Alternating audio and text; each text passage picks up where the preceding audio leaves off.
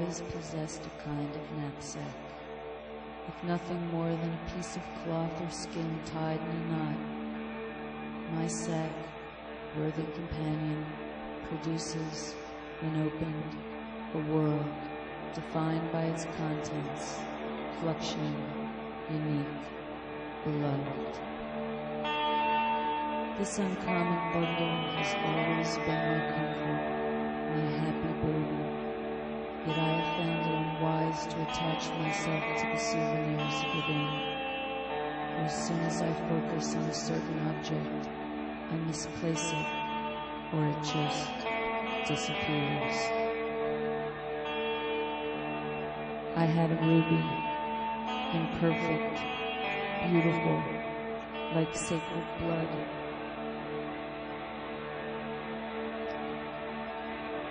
It came from India, where they wash up on the shore, thousands of them, thousands, the beads of sorrow, little driplets, little droplets, that somehow became gems gathered by beggars who traded them for rice.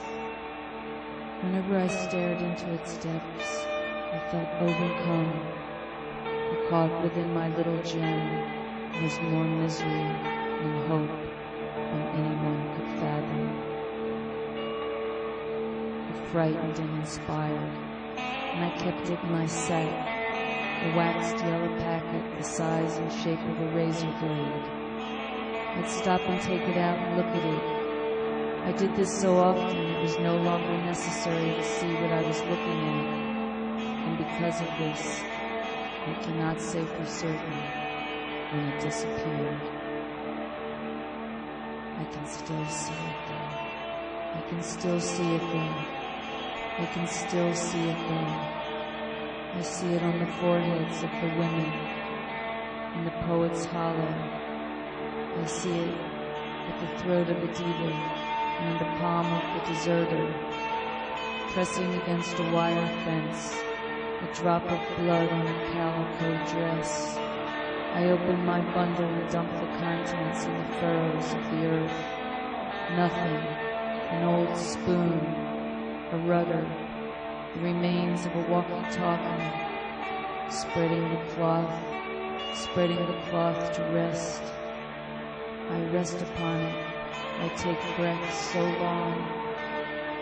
I take breaths as long as the furrows, as long as the furrows of the earth, as if to quell the spirits, hold them from shaking and changing. In the rain of the impossible night, everything elastic, the sky a deep disturbing rose. I can feel the dust of Calcutta, the gone eyes of Beaupool. I can see the prayer flags flapping like old socks in the warm, ironic wind.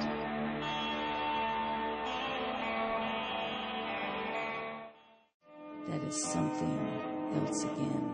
C'est une idée sur laquelle je travaille depuis longtemps, c'est-à-dire d'arriver à une ambiance abstraite, c'est-à-dire où les objets ne sont pas les protagonistes de la forme de l'objet, mais ils sont comme dématérialisés et ils deviennent les producteurs d'une qualité poétique sensitive. La recherche d'une possibilité de collaboration, de mixage entre la technologie artificielle et la technologie naturelle, je crois que c'est l'un des thèmes importants de ce commencement du siècle.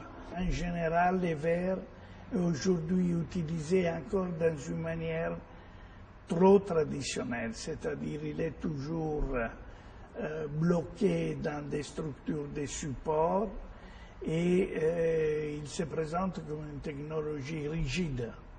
Par exemple, ici, on voit le verre qui devient au contraire une présence soft qui peut être modifiée, démontable, self-standing,